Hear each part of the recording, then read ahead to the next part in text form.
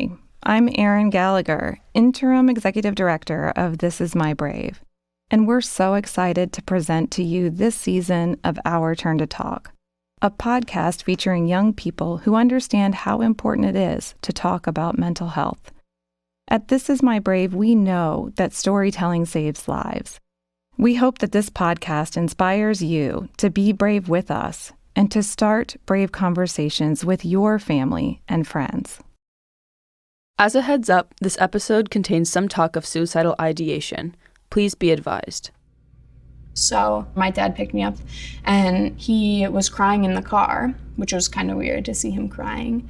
And my dad said, "You're not gonna be able to go to any of your practices. Like, the hockey team removed you from the team. You can't see anyone, you can't talk to anyone. Like, go and watch the games. You can't be at any tournaments. You can't be around the team. You can't go to any practices. Like, you were being removed from the team because you were considered a danger." So that's when it hit. That's Morgan Urso. She's 16 and lives in LaGrange Highlands, Illinois, with her parents and 2 siblings. My hockey team, who I had worked so hard to be on, had called me a burden and removed me from the team for being open about something that I've been taught my whole life to be open about. Morgan has been playing hockey since she was 10 and has played at the highest level of her local hockey league for the past 2 years since she entered high school. You know, if I had hurt my back and I had to tell my coach that I had to sit out of practice, he'd probably say, it's okay, recover, do whatever you need to do to get back on the ice. And for my mental health, they did not let me do that. I mean, it was either you're 100% in or you're 100% out. This is Our Turn to Talk, a place for young people to talk about mental health and how we're the generation to finally put our well-being first. I'm Anastasia Vlasova. I'm 19 and a freshman at NYU. So you might remember that in the pilot episode, I explained that I wanted to start this podcast because storytelling saves lives. Sharing our mental health stories, shamelessly like we do in this podcast, fights the stigma against mental health issues. And today, with Morgan, we're talking about the mental health stigma in sports, which I believe is not talked about enough at all. She's here to share her story with us and tell us how she was ostracized from her hockey team after confiding in her coach about her struggles. Later, we'll hear about how Morgan and her family have become fierce advocates for mental health awareness in sports. I think that it's super important that this doesn't happen to any other kid out there. Now, let's get to know Morgan a little bit. She's from a very supportive and really athletic family. I mean, we're kind of funny, really big and strong. We kind of all love each other and support each other. Her entire family is pretty much obsessed with sports, as she put it. Her dad coached football, her mom coached softball, and she's super competitive with both of her siblings, who also play a bunch of sports. When I was growing up, I tried every sport there was, and anything that my brother and sister did, I had to try and I had to be better at it. So one day my brother was like, "Hey, I really want to try hockey." And he wouldn't do it alone. So I was like, "I'll try it too." And then we tried it and I found my love for the game. And, from there that started when I was 10. And then the past 5 years I've been playing hockey. I had the chance to visit Morgan and watch one of her hockey practices last year. It's definitely something I love. It motivates me every day. I mean, some days I still don't want to go to the rink, but I get up and I go and I find the joy in even the littlest things. Hitting the ice, feeling the cold air on your face, just being with your friends and teammates, it honestly means a lot to me. It's super fast, everything around you is moving, you have to keep up with it a lot. Honestly, I don't really think I think about anything, just what I'm gonna do next, the play. It's really refreshing just to get out there and just clear your mind and just to be on the ice and hear the edges cut the ice. When you're so immersed in doing something that hours fly by without you even noticing? That's how Morgan describes her experience playing hockey. And I saw this for myself when I watched her hockey practice. When Morgan is on the ice, she's focused, determined. She's not thinking about anything. She's just being. So right now I'm playing AAA hockey, which is the highest that girls can play. So I'd have about 3 practices a week and then either a tournament or game all weekend. So a tournament is about 5 games, and then like normal scheduled games usually will have about 3 or 4. There's definitely been a lot of times where I'm not even motivated to get out of bed, but I can go to the rink and, someone there will cheer me up.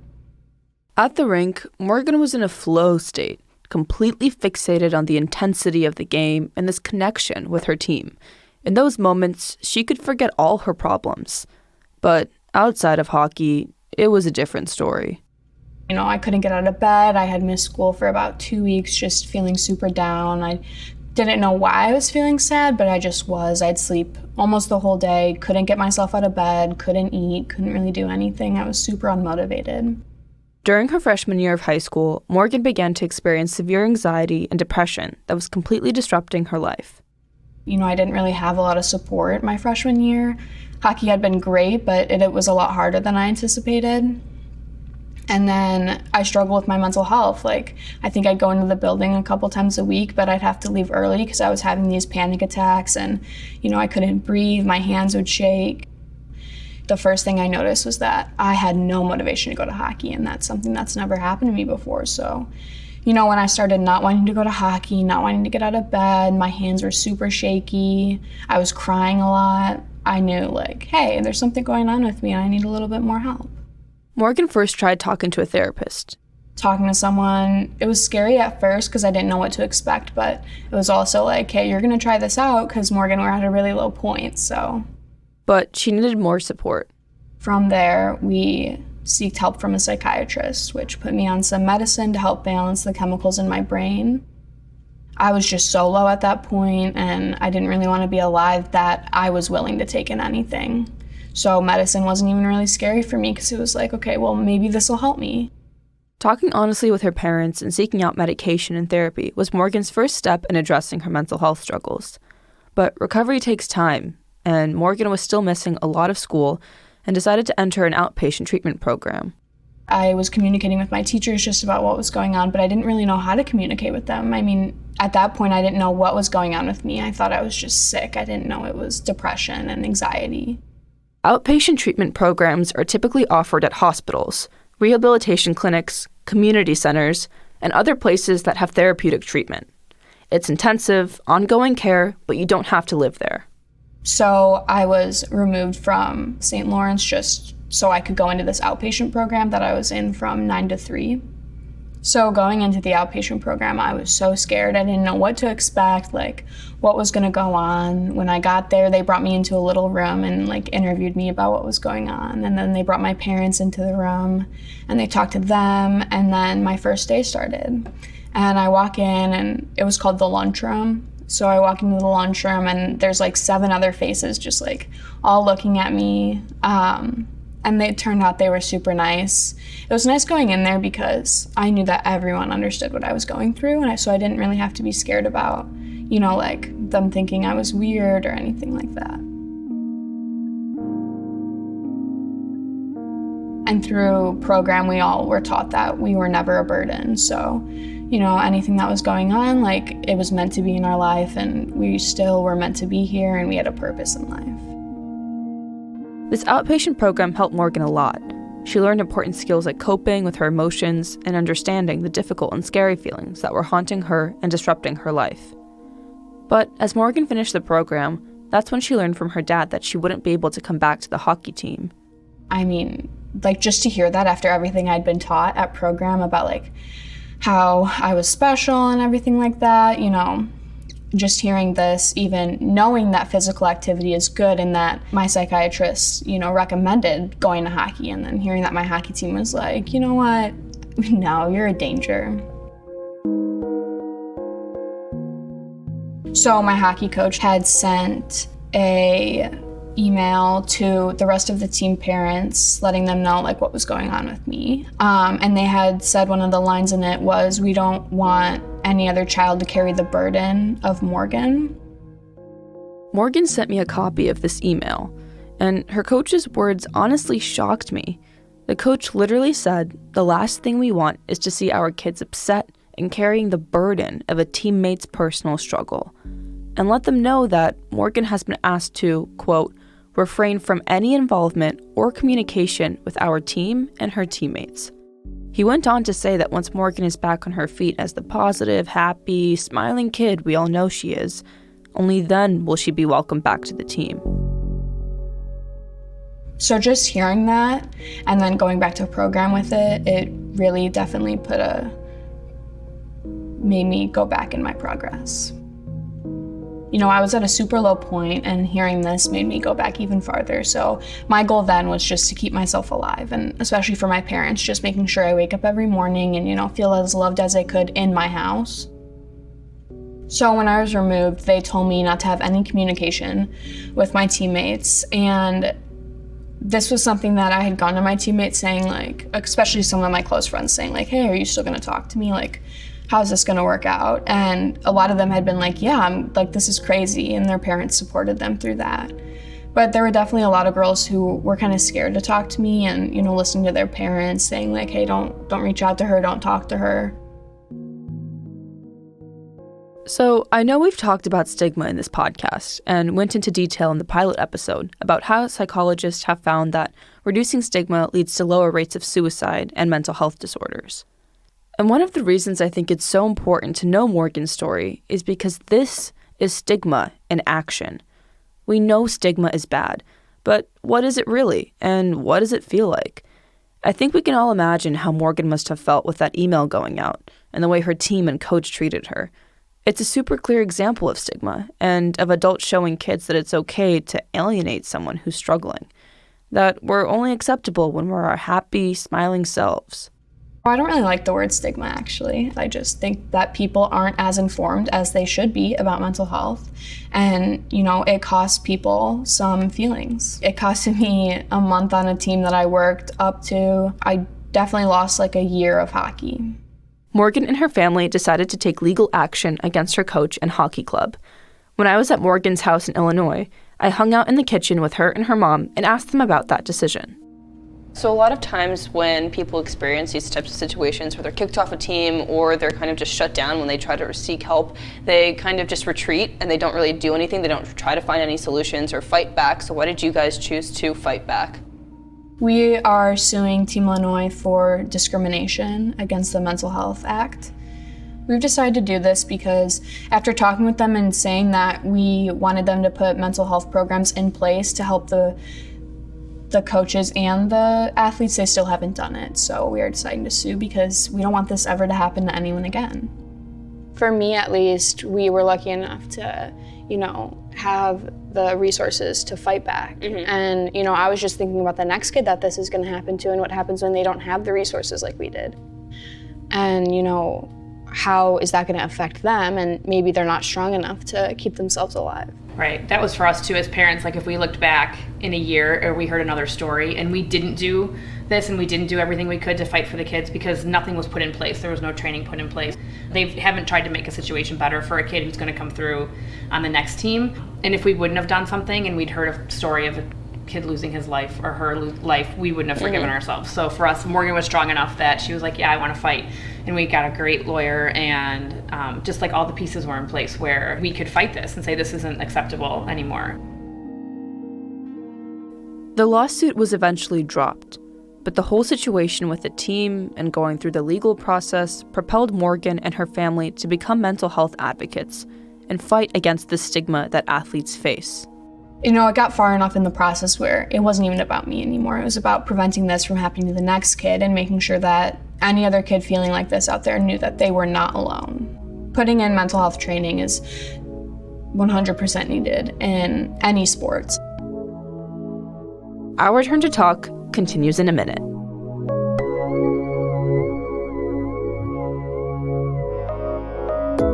Hi, Erin Gallagher from This Is My Brave again. Whenever I meet young people who are sharing their stories, I feel even more empowered to do the work that I do. If this inspires you too, I want to tell you how you can get involved with us at This Is My Brave. Are you a college student? Our Brave Ambassador program is a student-led movement to create a safe space for yourself and your peers to talk about mental health and to break down barriers on your campus. And teens, if you feel like this is your turn to talk, check out our website for opportunities to share your story, including how to participate in our next National Teen Show. Go to thisismybrave.org for more information.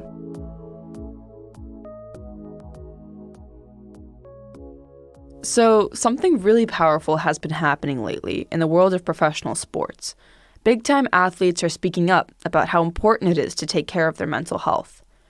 You might remember last year when Naomi Osaka, a 24-year-old tennis star, withdrew from the French Open. The number 2 ranked player in the world has just withdrawn from the French Open. Osaka had been fined $15,000 for refusing to do the traditional post-match news conferences, citing her mental health. And I love what Simone Biles said when she pulled out of the Olympic gymnastics team finals last year. I say put mental health first, because if you don't, then you're not going to enjoy your sport and you're not going to succeed as much as you want to. So it's okay sometimes to even sit out the big competitions to focus on yourself, because it shows how strong of a competitor and person that you really are. The list goes on and on. Michael Phelps. I mean, it's just like a time bomb waiting to go off. No self-esteem, no self-worth. Kevin Love. In our sport or in life and being a man, you're taught to suppress it. You're taught to, in a lot of ways, suffer in silence. Dwayne "The Rock" Johnson. Well, depression doesn't discriminate. And I thought that was an important part of the narrative if I was going to share a little bit of my story. And Serena Williams. It is really important to talk about, because I feel like it's like a subject that is kind of taboo, and I feel like it shouldn't be, and it happens to all of us, the best and the worst of us. And so there really is no worst of us, but that's what it makes it feel like. Athletes are fighting for their mental health to be taken just as seriously as their physical health. 6 minutes to play, first period. And professional hockey players have been speaking out too. And that really got Morgan's attention. My dad was watching the Blackhawks game at the time. Robin Leonard was on the Blackhawks, and on the side of his helmet, it said #SameHere.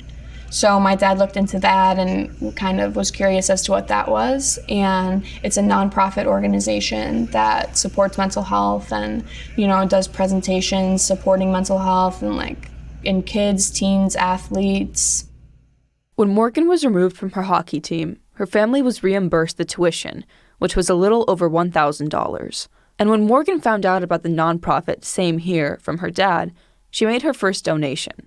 So we had donated the money to #SameHere, and my dad wrote in the description box just a little bit of what happened. The founder of #SameHere, Eric, had called my mom that night saying hey, this is crazy, you need to tell me the whole story. So that's how we were introduced to Eric and #SameHere. Let's say you're a professional athlete and you share you're going through mental health challenges. We're still at a place where that could hurt your ability to get a new contract, make more money on the next contract, right? That's Eric Cusin, founder of the nonprofit #SameHere. If you are open with your mental health and you're in college, that could hurt your ability to get playing time, to get a scholarship, to maintain your scholarship, right? All things that are ridiculous, because at the end of the day, every single person on this planet is dealing with mental health. Eric started #SameHere in 2017. But before that, he worked as a sports executive for several professional teams and leagues. He's now super passionate about addressing mental health stigma in the world of professional sports, because he went through it himself. After 15 years of working in athletics, he started having debilitating mental health symptoms. About 6 months into my tenure with the Panthers, my brain and my body just hit a brick wall. Can't describe it any other way to people than imagine a computer and the wires are pulled out of the back and the computer blue screens. My brain is a system and it just stopped functioning. Eric said over the next 2.5 years, he tried more than 50 different medications to try to treat his depression, but nothing worked. Eventually, he found an integrative doctor who helped him understand his mental health from the nervous system level and addressed the anxiety, depression, and PTSD he was experiencing more holistically. She taught him exercises like breathwork and mindful meditation, things he'd never done before.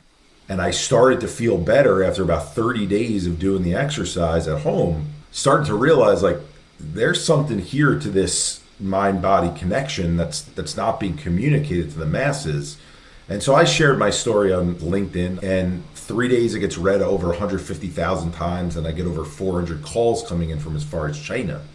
Everyone was sharing a lived experience. You realize the common thread that ties the human condition together is not disorder, it's not mental illness, it's not labels, it's these challenging life events that every person goes through.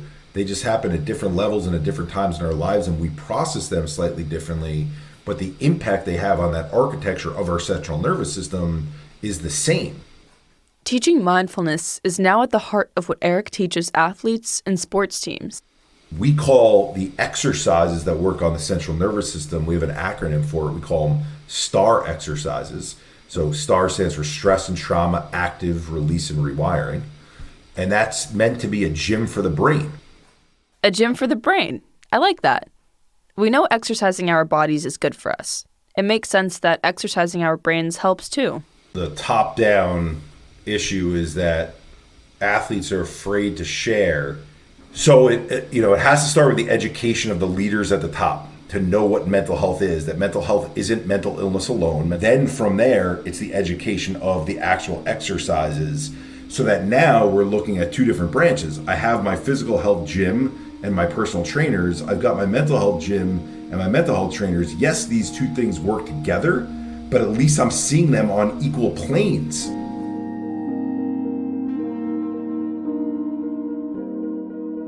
After Morgan got involved with Eric and Same Here, she had the idea to start her own mental health charity called Team Morgan. So we raise money for the school's program of Same Here. So all the money raised is donated to Same Here. Through Team Morgan, she and her family have raised more than $50,000, and they donate all the funds to Same Here. For Giving Tuesday in November this year, we are going to make new t-shirts in different colors with the new brand on them, so then all that money will go to Same Here again this year. I don't know who I'd be without going through my story and having depression and anxiety. I feel like it's such a part of me now that I don't even see it as a bad part of my life. What do you have to say to any young athletes who may be listening that have struggled with or are still struggling with their mental health? I was told that there was definitely a light at the end of the tunnel, and I eventually found my way, and I saw the light, and I made it through. Everyone is going through something, and you shouldn't be ashamed to talk about what's going on in your head, because it doesn't make you any less tough, it just makes you human. Thank you all for tuning in to this episode of Our Turn to Talk, and thank you so much to Morgan Urso for sharing her story. You can check out more resources for athletes and mental health at samehereglobal.org. Next time, we hear from another inspiring young woman who shares her story of struggling with an eating disorder. I just thought it was normal to eat how little I was eating. And I knew at the same time it wasn't, because I would hide my food, I would throw things away, I would put it in a bag in some backpack. I would do anything. It definitely came from just a diet gone wrong. If you're a young person, we'd love to hear from you. What's your story? You can go to ourturntotalk.com to share. Okay, so maybe you're not ready to share your story, but maybe you have a question for us. We will be answering your questions in an upcoming Our Turn to Talk episode. No filters, no shame. Submit your question on our website, ourturntotalk.com. Our Turn to Talk is a production of Principal Pictures. We believe in the power and impact of storytelling through podcasts and films to build empathy and inspire change. Season 1 is a partnership with This Is My Brave, an organization using performing arts to fight the stigma around mental health challenges and addiction. I've been very proud to intern there for the past 2 years. A very special thanks to Executive Director Erin Gallagher and Program Manager Katie Grena. Check out This Is My Brave at thisismybrave.org. This episode includes content courtesy of the WETA Wellbeing's Youth Mental Health Project. Learn more at wellbeings.org and join the conversation with #wellbeings. This episode of Our Turn to Talk was produced and edited by Patrice Howard, Megan Botel, and Mitch Hanley. Beth Murphy and Jennifer Marshall are our executive producers. Additional support in the field and in the studio from Hannah McEachran, Ed Kashi, and Ben Kolak. Support for Our Turn to Talk is provided by the Hollister Confidence Fund, the Hershey Company, Rosemary Van Otterloo, and the Russa Fund of the Community Foundation of Greater Washington. I'm Anastasia Lasova, and I'm so excited to be on this journey with you. And don't forget to subscribe wherever you listen to podcasts. Hello, everyone. Erin Gallagher again. Thank you so much for tuning in to this episode of Our Turn to Talk. Are you inspired by what you heard today?